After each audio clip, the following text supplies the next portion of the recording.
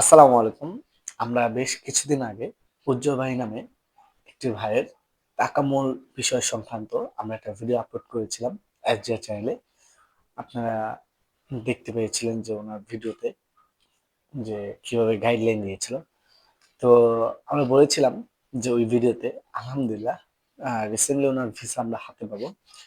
তো শুক্রিয়া। এই হচ্ছে ওনার ভিসা। শুক্রিয়া। ভিসা ডান।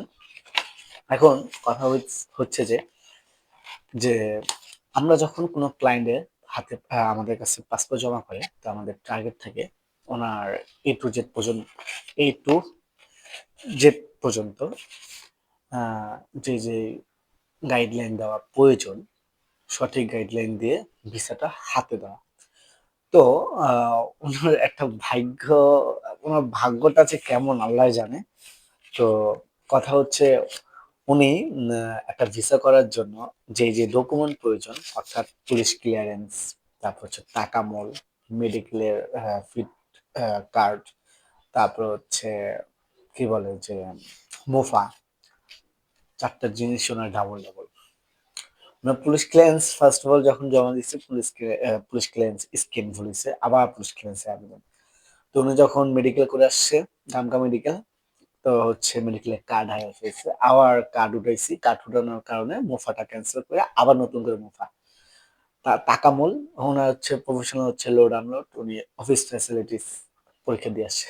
তো সব মিলাই জিলাই ডাবল, সব ডাবল। তো এত ঝামেলার পরেও, ঝামেলার মধ্য দিয়ে যে ওনার ভিসাটা হয়েছে, এই জন্য আল্লাহর কাছে লাখো কোটি শুক্রিয়া।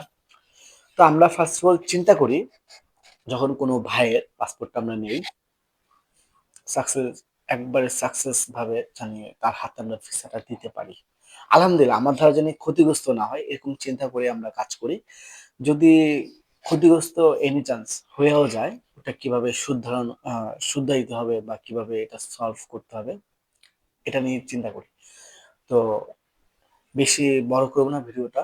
ভাই যেদিন হাতে আমরা টিকিট, ভিসা, পাসপোর্ট জমা দিব বা হাতে বুঝিয়ে দিব, সেদিন একটা ভিডিও পাবেন, তো ওনার মুখ থেকেই শুনতে পাবেন।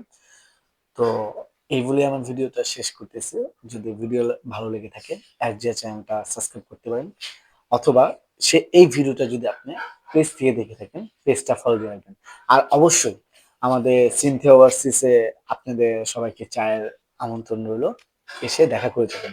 আসসালামু আলাইকুম।